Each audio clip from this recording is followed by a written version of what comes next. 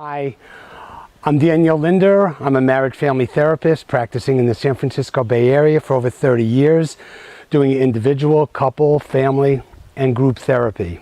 I also created the relationship model of addiction and recovery.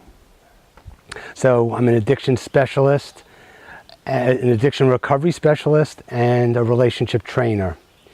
I want to take this opportunity to introduce myself to you a little bit so you can have a little bit more of a sense of who I am, where I come from, how I work, what my specialties are. So I want to, if someone asked me what kind of therapist am I, I'm going to tell you something that you're not used to hearing. I answer that question by saying that I'm a self and relationship-based therapist that focuses on your experience. I'm very experientially oriented. So what does this mean, self and relationship-based? Developing a relationship with yourself, finding yourself, discovering yourself, connecting yourself is at the heart and soul of the work that I do. It's all about self and your relationship with other. So this is again, with every client, every couple, every person that steps into my office, I want to work with them so they can get in touch with what are they feeling, what are you feeling, what are you thinking, what are you wanting, what's going on inside of you, so you could represent yourself accurately, when you could say so people can get to know you, so you could operate in your own interests and live a life that's consistent with your truth and what you ultimately want in your life. So it's really about taking care of yourself and taking responsibility for your own self-care and taking responsibility for how you conduct yourself in relationships and how you relate and all of that. So it's really being the center of the universe and being the center of all of your relationships and your life.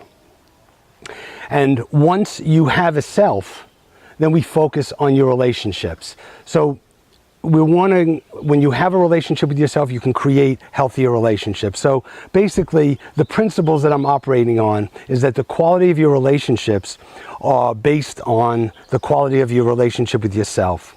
And also, the quality of your relationships is equal or a reflection of the quality of your life. So the quality of your relationships is the quality of your life, and it all goes back to yourself, how connected you are to yourself, and whether you're living from that center inside of you. So just I'm going to try to do this quickly, but individual therapy, the work that I do as an addiction and recovery specialist, is I take people through the 3 stages of recovery that comes from my relationship model of addiction. The 3 stages of recovery. The first stage is about breaking up that addiction, breaking up that relationship with the means of relief that has been bringing you down, disconnecting you, basically destroying your life. So you're breaking up, and the way that you do that, the way you break up, is that you dismantle denial. And how you dismantle denial is that you really can see where you learn, in working with me, you learn in what ways your perceptions are distorted, and so you could see more clearly that this is a bad relationship. You got into it, it's a relationship with a means of relief, and it's really just bringing you down. And once you see that and cut through denial, dismantle denial, you're going to be more and more motivated to break up. But that is a process. That's a process that I take you through, and takes time, but leads you into the next stage of recovery, which is developing a relationship with yourself, which I kind of touched upon before when I introduced myself. But it's all about breaking up with the means of relief and then replacing that relationship with the relationship with yourself. And that is also a deal. That takes time. There's a lot of work that you do on your own, work with me, meditating, reading, sharing, all kinds of different self-work that you do on your own, in addition to seeing me, where you begin to develop and deepen that relationship with yourself. Then moving from that stage 2, into stage 3.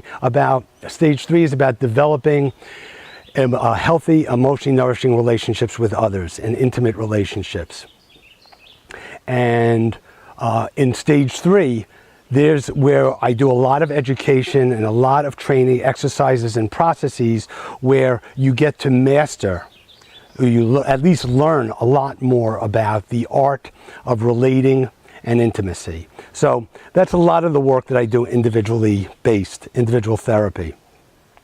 The next big piece of my work and my passion and my expertise and my skill and the joy I feel and the gratification that I derive when I can work with couples who are in trouble, couples whose communication's breaking down or teetering, their relationships on a thread, and I work with them facilitating dialogues to deal with their differences, deal with their communication breakdowns, deal with their conflicts, deal with their issues, deal with negative feelings so they could facilitate a dialogue, so I could facilitate a dialogue between them that's meaningful and productive. And each time I do that, we're moving the relationship closer to intimacy or repair. And I also do a lot of work with people who are not in relationship, but also wanting to go out, meet other people, connect with other people, and hopefully have a relationship with those, find someone you could have a relationship with that's nourishing and healthy, but that takes some education, takes some training. So I do that. I do all of that. And that's what I call, that's under the heading of relationship training.